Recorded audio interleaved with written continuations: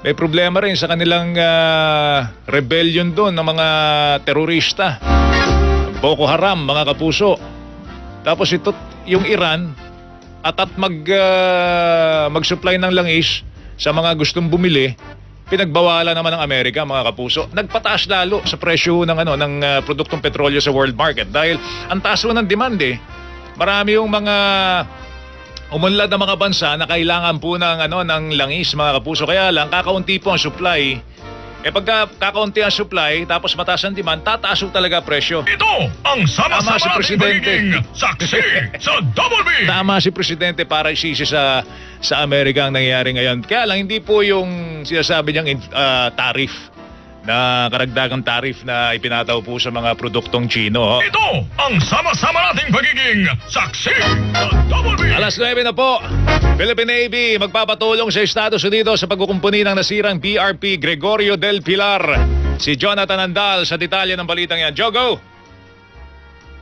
Magpapasaklolo ang Philippine Navy sa Amerika sa pagkukumpuni sa BRP Gregorio del Pilar. Ito'y matapos masira ang controllable pitch propeller ng barko nang sumadsad ito sa Hasa-Hasa Shoal sa West Philippine Sea noong August 29.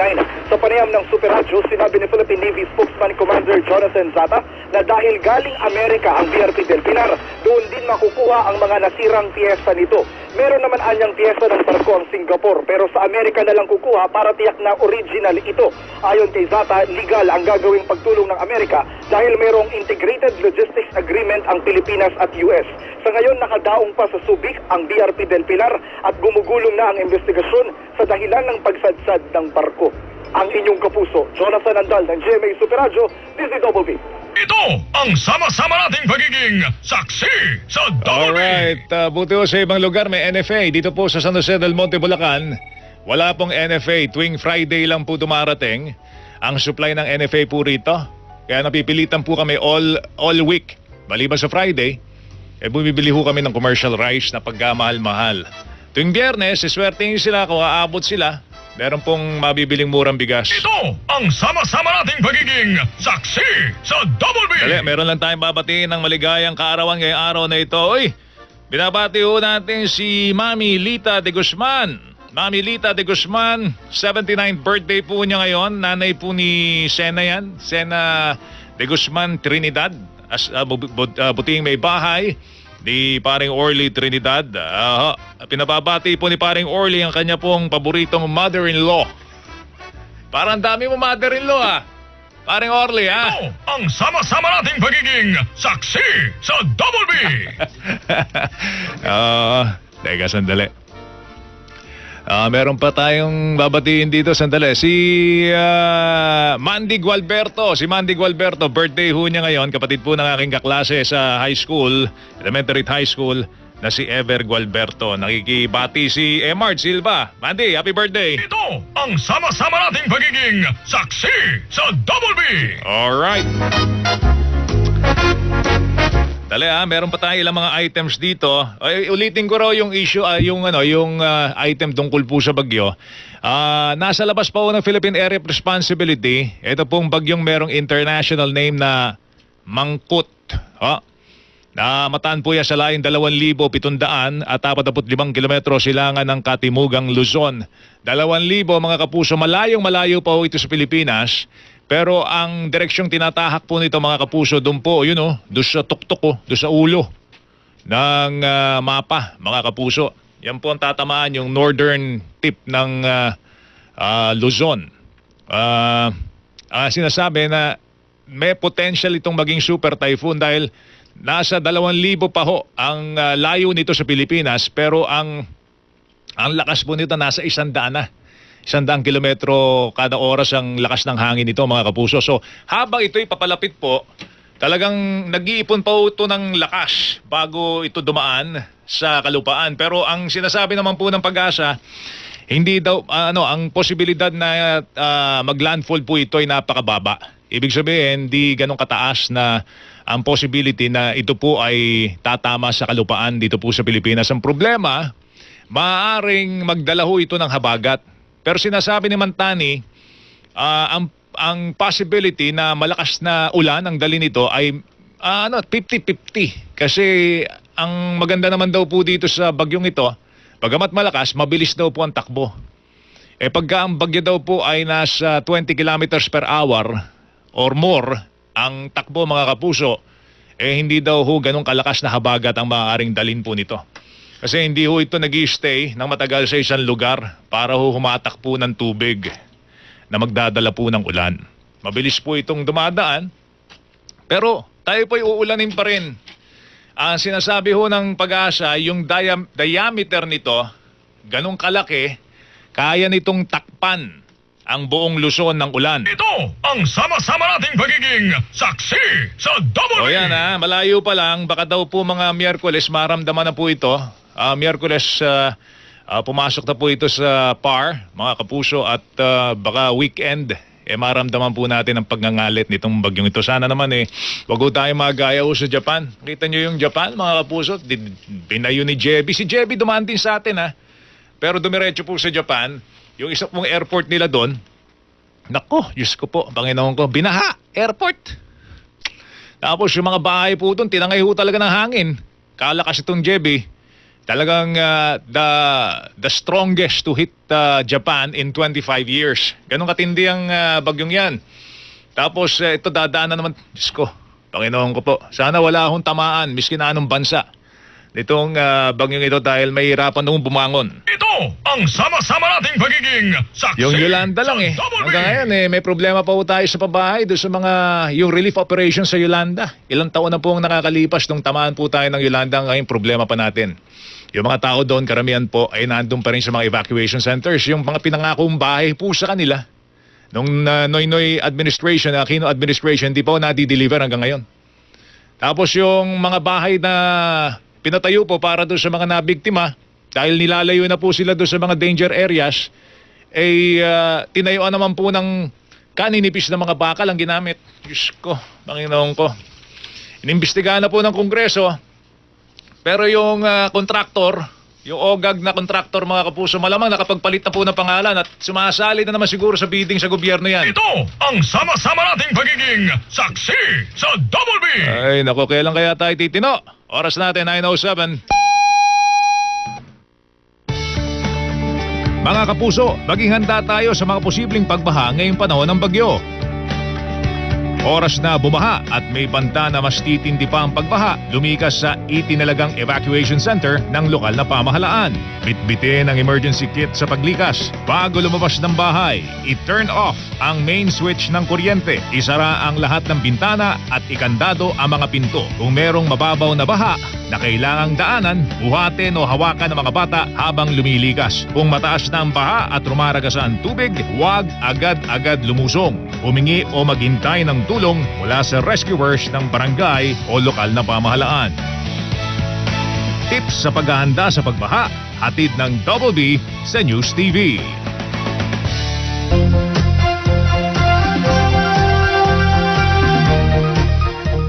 Magandang umaga po muli mga kapuso. Alam nyo ba, 40% po ng supply ng kuryente sa buong Ilocos Norte ay galing sa windmills ng bayan ng Banggi.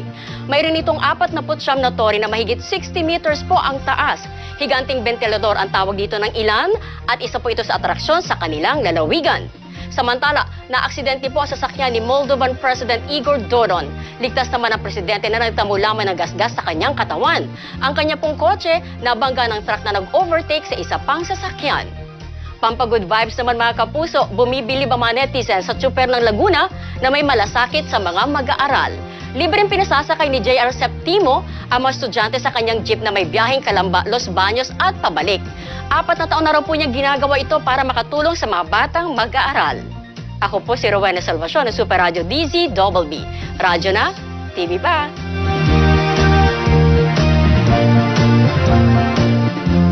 Ano gagawin nila doon sa mga tinabuhinan nila, dinimolish nila? Manilang daw ni Pangulong Duterte ang hinihintay. Hindi natin tatantanan ang mga balita at mga komentaryo sa programa Saksi! Saksi sa Double B!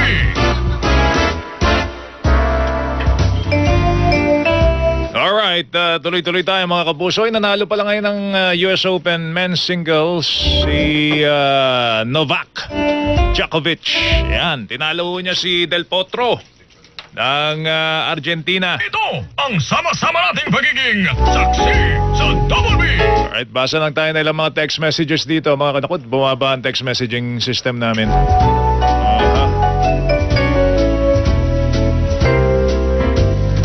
Tukayan Joel, daddy ko ang nagpa-picture sa'yo sa Star mo last Friday. Pakibati naman yung bunsong anak ko na si Althea Jasmine Esguera.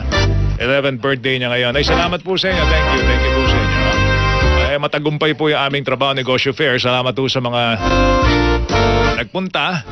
At umaasa tayo na lahat na nagpunta doon ay nakakita ho ng trabaho at nabigyan po ng trabaho. Okay lang, San. Pasok ka na. Hindi ka mahagip ng camera.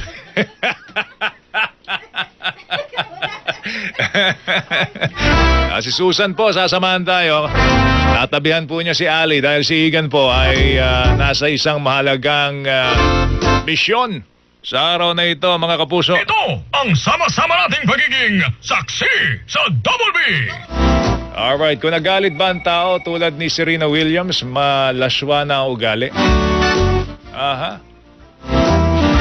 7744 ha. Uy, Chino, galit sa itong texter na ito.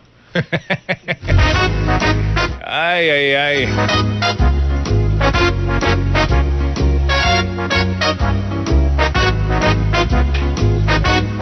Praying for Mike. Thank you. Salamat po sa inyo. 9513, last 4 numbers. Salamat po sa inyo.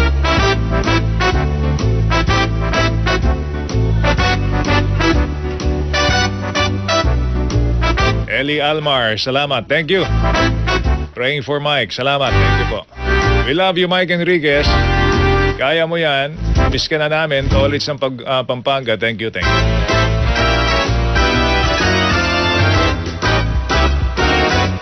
Na-miss na po namin si Sir Mike. Pagdasal niyo po si Mike, sa kanya scheduled operation. Okay? Our prayers for Mike. God bless. Thank you. Salamat. Ang laki ng dagdag sa pensyon ng SSS at walang tax sa mga teacher. Mawawala rin dahil sa mahal ng lahat. Yung binigay daw na dagdag sa pensyon ay babawiin naman daw ng taas ng presyo ng mga bilihin. Meron pong pagkain mahal nga lang. May pagkain po, wala ko tayong problema sa supply. Yun nga lang, problema natin, yung kakayanan natin na bilhin yung pagkain na yun. Available, mga kapuso. Actually, middle income earners hirap na rin pong budget yung yung kanilang pera sa pagbili ho ng pagkain dahil maraming gastusin, no? Pagka ikaw ay ama ng tahanan, ikaw ay ina ng tahanan, marami kang intindihin yung pagkain ng araw-araw, pagkain ng pamilya araw-araw, yung pong baon ng mga anak araw-araw, yung pong babayaran mo na bills, no? Kuryente, tubig, mga kapuso, yung mga basic necessities, no? Nag-iipon ka para at the end of the monthly cycle, may pambayad ka. Daming intindihin, no? Yung iba talagang nagkakanta, puti-puti na po ang buhok dahil sa sobrang tindi ho ng problema sa pagbabudget. Ito ang sama-sama nating pagiging saksi sa Double B. Paubuhunan sa agrikultura, tumaas sa unang 6 na buwan ng 2018 ayon sa Philippine Statistics Authority. Alamin natin ang balita ng mula kay Divine Reyes. Divine, pasok. Aabot sa mahigit 41% ang itinaas umano sa lokal at dayuhang pamumuhunan, hindi lamang sa agrikultura kundi maging sa forestry at pangingisda para sa unang 6 na buwan ng taong 2018. Ayon sa Philippine Statistics Authority, tumaas ng mahigit 800 milyong piso ang nadagdag sa investment sa mga nasabing sektor at umabot na ngayon sa halos 3 bilyong piso kumpara sa halos 2 bilyong piso noong nakaraang taon. Ang naturang mga pamumuhunan ay aprobado po ng gobyerno para sa una at ikalawang quarter ng 2018. Nasa 0.7% naman ng kabuoang foreign at local investment sa bansa ay mula sa sektor ng agrikultura, pangingisda at forestry. Ang inyong kapuso Divine Reyes ng GMA Super Radio, DZWB. Ito ang sama-sama nating pagiging saksi sa Double B. Special Allowance for Judiciary o SAJ, sinimulan na ipamahagi sa mga opisyal at kawani ng hudikatura. Alamin natin ang balita mula kay Carlo Mateo. Kaloy, pasok. Umani ng palakpakan mula sa kawani at opisyal ng Korte Suprema. Itong si Chief Justice Teresita de Castro, 10 ng ilang pa mga maestrato ditong kataas-taasang hukuman kasabay ng isinagawang flag raising ceremony ngayong umaga. Ito'y makaraang simulan ng makatanggap ng kanilang mga benepisyo ang mga taga-Korte Suprema at iba pang sangay ng hudikatura sa pamamagitan ng kanilang matagal nang inaasam na Special Allowance for Judiciary o SAJ na dumidepende sa katumbas na salary grade ng isang kawani opisyal ng hudikatura. Kasama na nga itong Supreme Court. Nauna rito matatandaan na inihabol naman ng nooy paparitirong si Justice Presbytero Velasco Jr. bilang ponente naman ng desisyon ng Korte Suprema para ipagkaloob ang claims ng Special Allotment Release Order para sa mahigit 23 milyong pisong pondo kaugnay ng petisyon ng 28 retiradong justices ng Court of Appeals. Samantala, bukas nakatakdang talakayin sa andang session ng Korte Suprema ang petisyon ng kampo ni Senador Antonio Trillanes Deport na kumikwestiyon sa legalidad ng Proclamation 572 na nagpapawalang bisa sa amnestiya na ipinagkaloob kay Senador Trillanes. Ang inyong kapuso, Carlo Mateo ng GMA Super Radio, DZWB. Ay, importante po sa mga bata na marating po yung tamang height sa kanilang edad. Nakatutulong po na pampasigla at pampatangkad ang RightMed Multivitamins Plus CGF. Ito yung merong Chlorella Growth Factor. Ayon po sa lodi ng mga mami na si Camille Prats, may RightMed for Kids po niyan. Ang RightMed Multivitamins Plus CGF nga daw ang iniinom ng anak niyang si Nathan. Kitang-kita po sa bagong TV commercial ng RightMed for Kids na hindi nagpapaiwan sa height ang anak ni Camille na si Nathan. Masiglang masigla pa po ito sa pagsasayaw. Dahil garaw po sa tulong po ng RightMed Multivitamins Plus CGF, nasabayan ni Nathan ang pagkain ng mga masustansyang pagkain na inihanda ng kanyang mami Camille. Masarap din po ang orange flavor na sadyang ginawa para sa panlasa ng mga bata. Kaya nga di siya napag-iwanan ng mga ibang bata pagdating po sa height at sigla ng katawan. At dahil RightMed for Kids po yan, siguradong high quality ang pagkakagawa niyan, pero abot kaya. Sulit na sulit po dahil natutulungan tumangkad yung mga bata.